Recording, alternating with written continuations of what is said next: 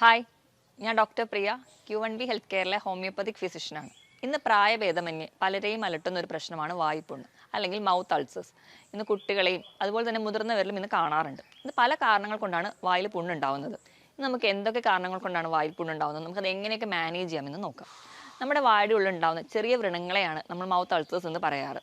നമുക്ക് ആദ്യം തന്നെ എന്തുകൊണ്ടാണ് മൗത്ത് അൾസേഴ്സ് ഉണ്ടാവുന്നതെന്ന് നോക്കാം. നമ്മുടെ വായുടെ ഉള്ളിൽ, മോണയിൽ അല്ലെങ്കിൽ ചുണ്ടിൽ, നമ്മുടെ സോഫ്റ്റ് പാലറ്റിലൊക്കെ നമ്മുടെ വായെ പ്രൊട്ടക്ട് ചെയ്യാൻ വേണ്ടിയിട്ട് മ്യൂക്കസ് മെംബ്രെയിൻ ഉണ്ട്. ഈ മ്യൂക്കസ് മെംബ്രെയിനിൽ കട്ടി കുറയുകയും അതിൻ്റെ ഭാഗമായിട്ട് ചില പ്രതിരോധ കോശങ്ങൾ അവിടേക്ക് അടിഞ്ഞു കൂടുകയും ചെയ്യും.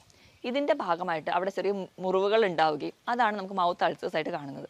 പ്രധാനമായിട്ടും ചുവപ്പ് നിറത്തിൽ അല്ലെങ്കിൽ മഞ്ഞ നിറത്തിലാണ് മൗത്ത് അൾസേഴ്സ് പ്രസൻറ്റ് ചെയ്യാറ്. എന്തുകൊണ്ടാണ് കോമൺ ആയിട്ട് വായ്പുണ്ണ് ഉണ്ടാവുന്നത് നോക്കാം. നമ്മൾ പറയുമ്പോൾ അത് ചെറിയൊരു ഇൻഫെക്ഷൻ അല്ലെങ്കിൽ ചെറിയൊരു വ്രണം മാത്രമാണെങ്കിലും നമ്മുടെ ഉള്ളിലുള്ള പല രോഗങ്ങളെയും ചൂണ്ടിക്കാണിക്കുന്ന ഒന്നാണ് വായ്പുണ്ണ്. ഇപ്പം നമ്മുടെ വയറിനുള്ളുണ്ടാകുന്ന ചെറിയ ഗ്യാസ്ട്രിക് അൾസേഴ്സ് അല്ലെങ്കിൽ ഡ്യൂഡിനൽ അൾസേഴ്സ്, സീലിയാക് ഡിസീസ് പോലെയുള്ള കണ്ടീഷൻസ്. സീലിയാക് ഡിസീസ് എന്ന് പറയുമ്പോൾ നമ്മൾ കഴിക്കുന്ന ഭക്ഷണത്തിൽ ചില ഭക്ഷണത്തിനോട് അലർജി, പ്രധാനമായിട്ടും ഗ്ലൂട്ടനോടുള്ള അലർജി കൊണ്ടുണ്ടാവുന്നതാണ് സീലിയാക് ഡിസീസ്. അല്ലെങ്കിൽ IBS പോലെയുള്ള രോഗങ്ങൾ, ഇറിറ്റബിൾ ബവൽ സിൻഡ്രോം. പ്രധാനമായിട്ടും ഇപ്പോൾ നമുക്ക് എവിടെയെങ്കിലും പോകാൻ ഇറങ്ങുമ്പോൾ അല്ലെങ്കിൽ എന്തെങ്കിലും ഒരു ഓഫീസിലൊരു മീറ്റിംഗ്, എക്സാമിന് ഇറങ്ങുമ്പോൾ ഒക്കെ പെട്ടെന്ന് ബാത്റൂമിൽ പോകേണ്ട ഒരു തോന്നൽ, അതായത് ടെൻഷനോടനുബന്ധിച്ച് എപ്പോഴും ബവൽ മൂവ്മെൻറ്റ്സ് തോന്നുന്ന ഒരു കണ്ടീഷനാണ് നമ്മൾ IBS എന്ന് പറയാം.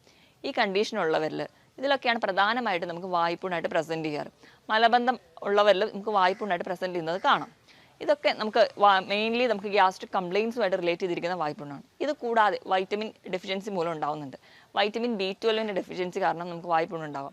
ഇതല്ലാതെ തന്നെ നമുക്ക് എന്തെങ്കിലും ഒരു ഇഞ്ചുറി വായിലുണ്ടെങ്കിൽ അതുമായി ബന്ധപ്പെട്ടിട്ട് ആർട്ടിഫിഷ്യൽ ആയിട്ടുള്ള ഇഞ്ചുറി കാരണവും വായ്പുണ്ണുണ്ടാവാം. ഇതിന് പ്രധാന കാരണം ഇപ്പം നമ്മുടെ ഏതെങ്കിലും പല്ലുകൾ കേടാവുകയോ അല്ലെങ്കിൽ ഭയങ്കര ഷാർപ്പ് എഡ്ജൊക്കെ ഉണ്ടെങ്കിൽ നമ്മൾ ഫുഡൊക്കെ ചവയ്ക്കുന്ന സമയത്ത് ഇത് കൊണ്ടുണ്ടാവുന്ന ഇഞ്ചുറി, അല്ലെങ്കിൽ ഇപ്പം നമ്മൾ വെപ്പ് പല്ലൊക്കെ വെക്കുന്നവരാണെങ്കിൽ അതുമൂലം ഉണ്ടാകുന്ന ഇഞ്ചുറി, അതുപോലെ കുട്ടികളിലൊക്കെ ആണെങ്കിൽ പല്ലിൽ കമ്പിയൊക്കെ ഇട്ടിട്ടുണ്ടെങ്കിൽ അതിൻ്റെ സൈഡൊക്കെ തട്ടുമ്പോൾ ഉണ്ടാകുന്ന ഇഞ്ചുറി നിന്നിട്ട് ഇങ്ങനെ ഉണ്ടാകുന്ന മെക്കാനിക്കൽ ഇഞ്ചുറിയിൽ ബാക്ടീരിയൽ ഇൻഫെക്ഷൻ വന്നിട്ടുണ്ടാകുന്നതാണ് വേറൊരു ടൈപ്പ് ഓഫ് വായ്പുണ്ണുകൾ.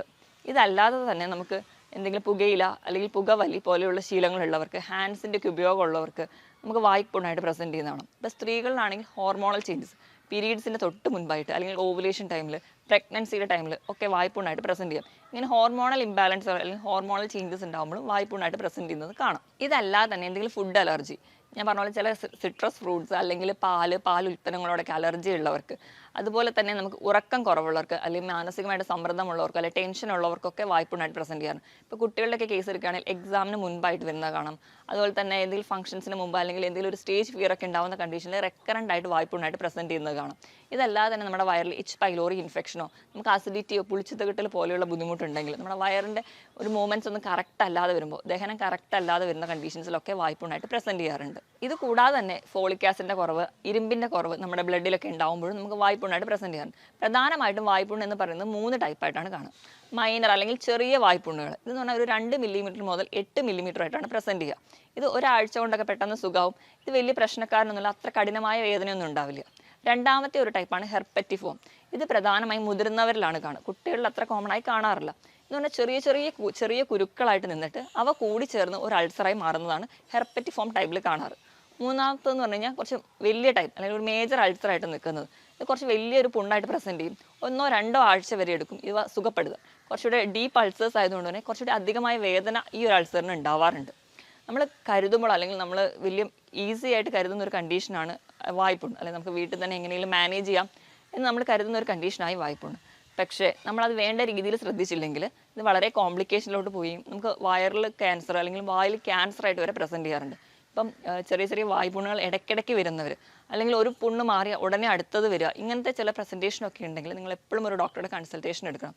അതായത് വായ്പുണ്ണുള്ളവർക്ക് ഈ പുകയില അല്ലെങ്കിൽ പുകവലി പോലെയുള്ള ശീലങ്ങൾ ഉണ്ടെങ്കിൽ ഇവ നമുക്ക് പെട്ടെന്ന് ഒരു മൗത്ത് ക്യാൻസറിലേക്ക് ഉണ്ടാവാനുള്ള ചാൻസ് കൂട്ടുന്നുണ്ട്.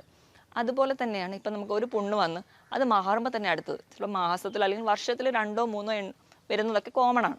ഇതല്ലാതെ തന്നെ ഒന്ന് മാറി അടുത്തത് വരിക, അങ്ങനെ റെക്കറൻ്റ് ആയിട്ട് വരിക. അതിനോടൊപ്പം തന്നെ നമുക്ക് ജോയിൻറ്റ് പെയിൻ ഉണ്ട്, അതുപോലെ തന്നെ കഠിനമായ ക്ഷീണം, നമ്മുടെ ബോഡി വെയിറ്റ് കുറയുക, ഭക്ഷണം കഴിക്കാനുള്ള ബുദ്ധിമുട്ട്, സംസാരിക്കാൻ ബുദ്ധിമുട്ട്, ഇങ്ങനെ പല പ്രശ്നങ്ങളായിട്ട് നിൽക്കുന്നുണ്ടെങ്കിൽ നമ്മൾ എപ്പോഴും ഒരു ഡോക്ടറെ കൺസൾട്ട് ചെയ്യണം. ഇതല്ലാതെ തന്നെ ചിലപ്പോൾ നമുക്ക് പുണ്ണിന് അവിടെ സ്റ്റിൽ പ്രസൻറ്റ് ആണെങ്കിൽ പോലും നമുക്ക് പെയിൻ അനുഭവപ്പെടാതിരിക്കും. അതായത് ആ വ്രണം ഉണങ്ങുന്നില്ല, പക്ഷേ നമുക്ക് വായ്പുണ്ണ് എപ്പോഴും ഉണ്ടാവും. അതായത് വ്രണമായിട്ട് തന്നെ നിൽക്കും, പക്ഷേ വേദന അനുഭവപ്പെടുന്നില്ല. ഇങ്ങനെയൊക്കെ ഉണ്ടെങ്കിലും നമ്മൾ വേറെ പരിശോധനകൾ ചെയ്യാറുണ്ട്, അല്ലെങ്കിൽ സ്വാബ് ടെസ്റ്റ് ഒക്കെ ചെയ്ത് നമ്മൾ എന്താണ് കണ്ടീഷൻ എന്ന് ഉറപ്പ് വരുത്താറുണ്ട്. അതുകൊണ്ട് നമ്മൾ എപ്പോഴും വായ്പുണ്ണാണല്ലോ, അല്ലെങ്കിൽ നമുക്ക് ഈസി ആയിട്ട് വീട്ടിൽ മാനേജ് ചെയ്യാം എന്ന് കരുതുന്ന ഒരു കണ്ടീഷനായി മാത്രം നമ്മൾ വായ്പുണ്ണിനെ കരുതരുത്. ഇനി നമുക്ക് എങ്ങനെയൊക്കെ വായ്പുണ്ണ് മാനേജ് ചെയ്യാം എന്ന് നോക്കാം.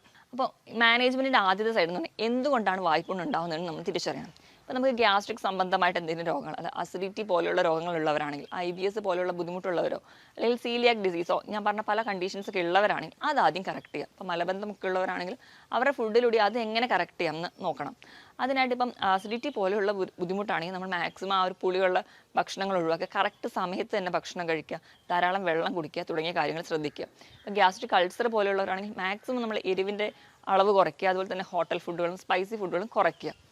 ഇതിനോടൊപ്പം തന്നെ നമ്മുടെ വയറിൻ്റെ ആരോഗ്യം മെച്ചപ്പെടുത്താൻ വേണ്ടിയിട്ട് ഗട്ട് ഹെൽത്തിന് കുറച്ച് ഇമ്പോർട്ടൻസ് ഉണ്ട്. ഗട്ട് ഹെൽത്ത് എന്ന് പറയുമ്പോൾ നമ്മൾ ഏറ്റവും ആദ്യം പ്രധാനമായിട്ട് നമ്മൾ ഓർക്കേണ്ട ഒന്നാണ് പ്രോബയോട്ടിക്സ്. അതായത് നമ്മൾ എപ്പോഴും ഭക്ഷണത്തിൽ നമ്മൾ സ്ഥിരമായിട്ട് നമ്മളെ ബാക്ടീരിയ വളർച്ചകൾക്ക് വേണ്ടി നമ്മുടെ വയറിൻ്റെ ഉള്ളിൽ ധാരാളം ബാക്ടീരിയകളുണ്ട്. ഈ ഒരു ബാക്ടീരിയയാണ് നമ്മുടെ വയറിൻ്റെ ഹെൽത്തിന് വേണ്ടിയിട്ട് പ്രൊട്ടക്റ്റ് ചെയ്യുക, അല്ലെങ്കിൽ നമ്മുടെ ശരീരത്തിൻ്റെ മൊത്തം പ്രവർത്തനങ്ങളെ സപ്പോർട്ട് ചെയ്യുന്നത്.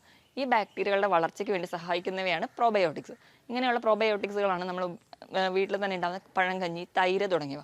ഇവ സ്ഥിരമായിട്ട് പുളിയില്ലാത്ത തൈര് നമ്മൾ വീട്ടിൽ നമ്മുടെ ഫുഡിനോടൊപ്പം എപ്പോഴും കഴിക്കുകയാണെങ്കിൽ ഒരു പരിധി വരെയൊക്കെ നമുക്ക് നമ്മുടെ ബാക്ടീരിയൽ ഗ്രോത്ത് മെച്ചപ്പെടുത്താൻ പറ്റും. അതുവഴി നമ്മുടെ വയറിൻ്റെ ആരോഗ്യം മെച്ചപ്പെടുത്താം. അതുവഴി നമുക്ക് വായ്പുണ്ണ് പോലെയുള്ള കണ്ടീഷൻസ് ഒഴിവാക്കാൻ പറ്റും. ഇതുകൂടാതെ ചില പേസ്റ്റിൻ്റെ ഉപയോഗവും നമുക്ക് വായ്പുണ്ണ് ഉണ്ടാക്കുന്നുണ്ട്. ഇപ്പം ചില പേസ്റ്റിൻ്റെ കണ്ടൻസ് ആണ് സോഡിയം ലോറൽ സൾഫേറ്റ് എന്ന് പറയുന്ന ഒരു കണ്ടൻ്റ് ഒക്കെയുള്ള പേസ്റ്റ് സ്ഥിരമായിട്ട് ഉപയോഗിക്കുകയാണെങ്കിൽ നമുക്ക് വായ്പുണ്ണ് ഉണ്ടാകും. അപ്പോൾ ഇങ്ങനെയൊക്കെയുള്ള കണ്ടൻസ് ഇല്ലാത്ത പേസ്റ്റുകൾ മേടിച്ച് ഉപയോഗിക്കാൻ വേണ്ടി ശ്രദ്ധിക്കുക. അതുപോലെ തന്നെ എപ്പോഴും ഓറൽ ഹൈജീൻ മെയിൻറ്റെയിൻ ചെയ്യുക. ഇപ്പം നമുക്ക് പല്ലുകൾ മൂലമൊക്കെയാണ് നിങ്ങൾക്ക് വായ്പുണ്ണ് ഉണ്ടാകുന്നത്, അല്ലെങ്കിൽ അതിൻ്റെ ഒരു ഷാർപ്പ് എൻഡ് മൂലമാണെങ്കിൽ ആ ഒരു പല്ല് നിങ്ങൾ ഡെന്റിസ്റ്റിൻ്റെ അഡ്വൈസ് പ്രകാരം ട്രീറ്റ്മെൻറ്റ് എടുത്ത് ശരിയാക്കാൻ വേണ്ടി ശ്രദ്ധിക്കുക. കാരണം ഈ റെക്കറൻ്റ് ആയിട്ട് അൾസർ നിൽക്കുന്നതും നമുക്ക് മൗത്ത് ക്യാൻസേഴ്സ് ഒക്കെ ഉണ്ടാകാനുള്ള ചാൻസ് വളരെ കൂടുതലാണ്. അതുപോലെ ഭക്ഷണത്തിൽ വൈറ്റമിൻ B12, ഫോളിക് ആസിഡ്, അയണിൻ്റെ കണ്ടൻ്റ് ഒക്കെ കൂടുതലായിട്ട് ഉൾപ്പെടുത്തുക. വൈറ്റമിൻ B12 ധാരാളമായിട്ടുള്ളത് ഇലക്കറികളിലാണ്, തൈരിൽ അല്ലെങ്കിൽ പാൽ ഉൽപ്പന്നങ്ങളിലും ഉണ്ട്. ചെറിയ തോതിലൊക്കെ മത്സ്യത്തിലും നമ്മുടെ കക്ക, ഞണ്ട് പോലുള്ള ഷെൽ ഫിഷസിലും ഉണ്ട്.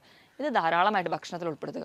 ഫ്രൂട്ട്സിൻ്റെ കേസ് എടുക്കുകയാണെങ്കിൽ പപ്പായ അല്ലെങ്കിൽ പേരയ്ക്ക പോലുള്ള ഫ്രൂട്ട്സിലും ധാരാളം വൈറ്റമിൻ B12 ഉണ്ട്. ഇതൊക്കെ മാക്സിമം കഴിക്കുക. അപ്പോൾ നമുക്ക് കുറച്ചും കൂടി ഒരു വൈറ്റമിൻ ഡെഫിഷ്യൻസി ഒക്കെ ഓവർകം ചെയ്യാൻ പറ്റും. അയൺ അടങ്ങിയ ഭക്ഷണങ്ങൾ, അത് ഇരുമ്പടങ്ങിയ ഭക്ഷണങ്ങളും ഇലക്കറികൾക്ക് ധാരാളമായി ഉൾപ്പെടുത്തുക.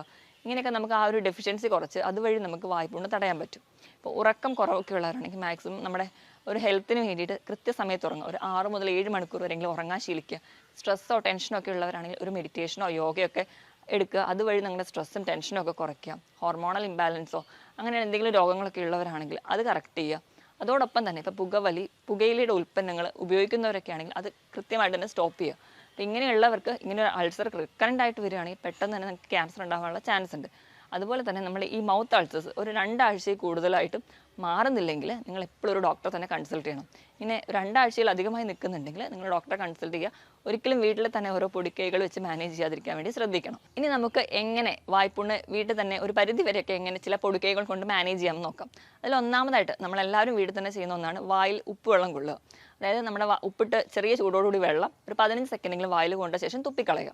ഇതുപോലെ തന്നെ ഈ ഒരു വ്രണമുള്ള സ്ഥലത്ത്, അല്ലെങ്കിൽ ഇങ്ങനെ ഒരു അൾസർ ഉള്ള സ്ഥലത്ത് നിങ്ങൾക്ക് തേന് അല്ലെങ്കിൽ മഞ്ഞൾ, വെളിച്ചെണ്ണ ഇവ പുരട്ടാം. ഇവ നല്ല ആൻറ്റി ബാക്ടീരിയൽ ഏജൻസ് ആണ്. അപ്പോൾ നമുക്ക് ആ ഒരു ബാക്ടീരിയൽ ഇൻഫെക്ഷൻസ് കുറയ്ക്കാൻ പറ്റും. ഇത് കൂടാതെ തന്നെ വായിൽ തൈര് കൊള്ളുന്നത് വളരെ നല്ലതാണ്. തൈരിൽ ധാരാളം വൈറ്റമിൻ B12 സപ്ലിമെൻറ്റ്സും അതുപോലെ തന്നെ നമുക്ക് ഹെൽപ്ഫുൾ ആയിട്ടുള്ള ഒരുപാട് ബാക്ടീരിയ ഉള്ളതുകൊണ്ട് തൈര് കുറച്ച് നേർപ്പിച്ചിട്ട് ചെറിയ മോരൊക്കെ ആക്കി ഒരു കൺസിസ്റ്റൻസിയിൽ വായിൽ ഒരു 15 സെക്കൻഡ് ഹോൾഡ് ചെയ്ത് വെക്കുക. എന്നിട്ട് തുപ്പിക്കളയുന്നത് വളരെ നല്ലതാണ്. അതുപോലെ പേരയുടെ ഇലയിട്ട് തിളപ്പിച്ച വെള്ളം അത് വായിൽ കൊള്ളുന്നതും അതുപോലെ തന്നെ നമ്മുടെ ബോഡിയുടെ ടെമ്പറേച്ചർ റേസ് ചെയ്യുമ്പോൾ ഒരു പരിധി വരെ വായ്പുണ്ണ് കാരണമാണ്. അപ്പോൾ നമ്മുടെ ബോഡി ടെമ്പറേച്ചർ കുറയ്ക്കാനായിട്ട് ജീരകം ഇട്ട് തിളപ്പിച്ച വെള്ളം കുടിക്കുന്നതും അതുപോലെ തന്നെ വായിൽ ഗാർഗിൾ ചെയ്യുന്നതും വളരെ നല്ലതാണ്. ഇങ്ങനെയുള്ള പൊടിക്കൈകളൊക്കെ ചെയ്ത് നമുക്ക് ഒരു പരിധി വരെ ചെറിയ പുണ്ണുകളൊക്കെ ആണെങ്കിൽ നമുക്ക് 2-3 ദിവസം കൊണ്ട് സുഖപ്പെടുത്താൻ പറ്റും. ഇത് കൂടാതെ തന്നെ ഹോമിയോപ്പതിയിലും ഫലപ്രദമായ ചികിത്സകൾ ലഭ്യമാണ്. നിങ്ങളെപ്പോഴും ഒരു ഡോക്ടറുടെ കൺസൾട്ടേഷൻ എടുക്കേണ്ടതുമാണ്. മറ്റൊരു ഹെൽത്ത് ടോപ്പിക്കുമായിട്ട് വീണ്ടും കാണുന്നത് വരെ നന്ദി.